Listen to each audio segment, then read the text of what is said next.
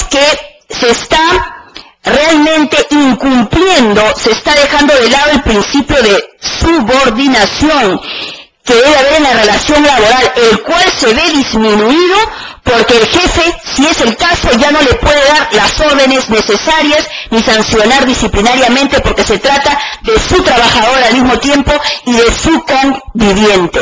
Por lo tanto, la legislación extranjera prohíbe que los convivientes o los concubinos trabajen en el mismo centro laboral porque se resquebraja el principio de subordinación, cosa que no debe ser admitida por esa razón. En el segundo caso, cuando ya la relación se hace dentro del trabajo, o sea, el jefe, por decir un caso, sin alusiones a nadie, el jefe que se enamora de su secretaria, ¿no? Y resulta que constituyen una unión de hecho. ¿Qué dice la legislación comparada?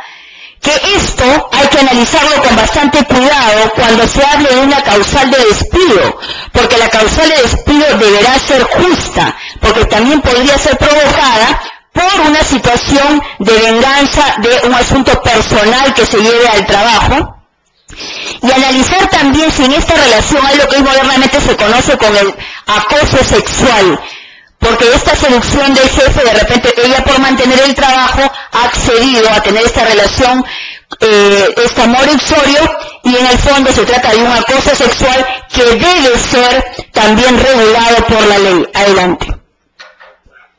Las donaciones son permitidas también en el derecho comparado, y aquí también no hay ninguna prohibición, siempre que los convivientes tengan la capacidad jurídica. O sea, la donación, el regalo, los obsequios que yo le hago al conviviente, ¿son legales o son ilegales? Sí, siempre y cuando cuenten con capacidad jurídica para realizar actos jurídicos y se encuentren facultados como cualquiera para otorgar donaciones.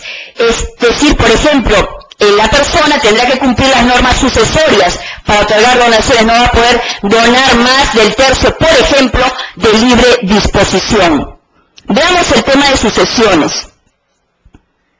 Adelante. ¿Cuál es la diferencia sustancial de las uniones de hecho con el matrimonio? Que los cónyuges se pueden heredar entre sí, mas no los convivientes. Los convivientes no tienen el carácter de herederos forzosos.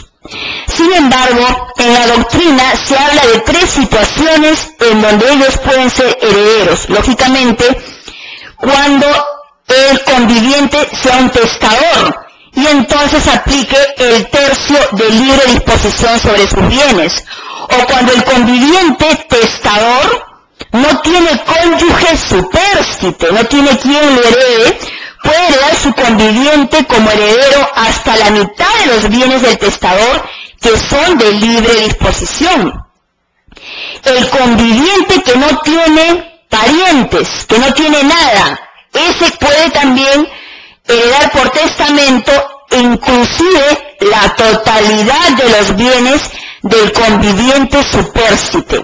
El término conviviente supérstite solamente figura básicamente en la doctrina, porque la legislación se trata de hablar de pensión de supervivencia o pensión de sobrevivencia, pero se trata de eliminar el término conviviente supérstite en afán de respetar básicamente lo que dicen los autores al cónyuge supérstite, dejar la marcada diferencia entre las uniones de hecho y el matrimonio.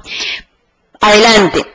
Pero como ustedes ven, cada vez más el reconocimiento legal de las uniones de hecho en el mundo está haciendo que se acerque a la figura del matrimonio. Lo que está pasando en el mundo es que se está aplicando la teoría de la equiparación. ¿En qué consiste? Que las uniones de hecho reconocidas van a tener los mismos efectos personales, los mismos efectos patrimoniales que el matrimonio. A eso está atendiendo el mundo. Nosotros no tenemos eso. Pero entonces, la pregunta es, ¿deberíamos tenerlo? ¿Sería interesante tener un sistema parecido a la legislación comparada, básicamente el caso español, que es la que más ha regulado las uniones de hecho? Habría que repensar la idea varias veces. Bueno, recordemos también que el Código Civil hace una excepción cuando la persona se casa para regular una situación de hecho que pese a que el cónyuge se muera a los 30 días siguientes, ese matrimonio es reconocido como válido porque se ha querido formalizar una unión de hecho que se ha dado anteriormente. Adelante.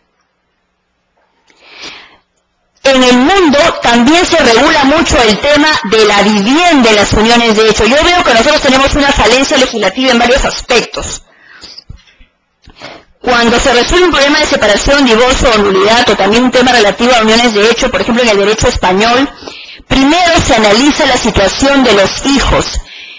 Y con la situación de los hijos, cómo van a quedar los hijos, se analiza paralelamente la situación de la vivienda.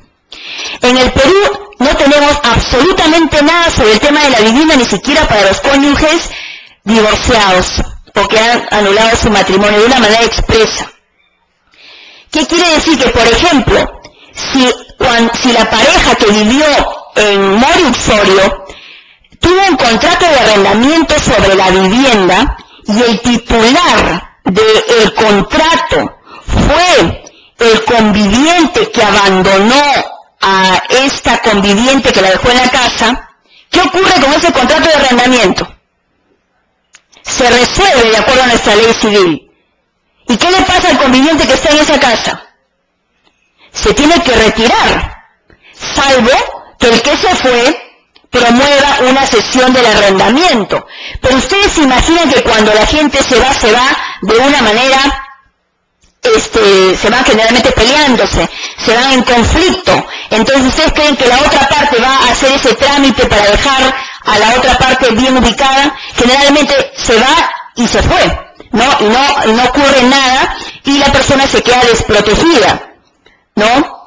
Ahora, en este caso, no existe la subrogación del conviviente del contrato de arrendamiento, tampoco del cónyuge, ¿no?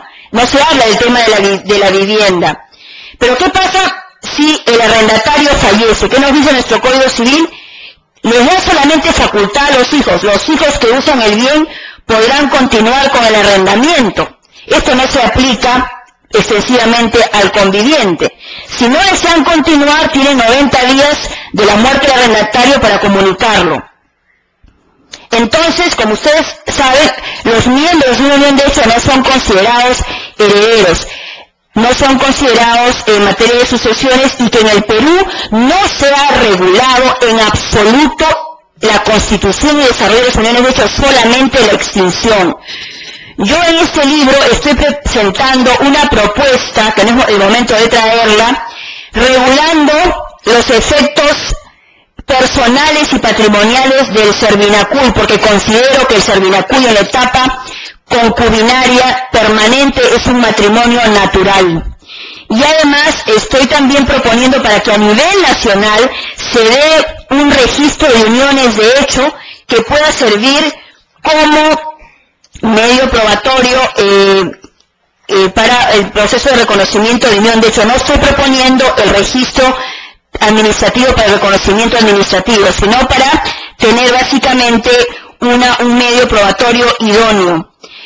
Toda esta propuesta la he trabajado con algunas personas y la idea básicamente es dejarles sobre el tapete la pregunta: ¿es necesario en el Perú revisar el artículo 326 y proponer una regulación específica en materias de uniones de hecho, o debemos continuar con la teoría abstencionista?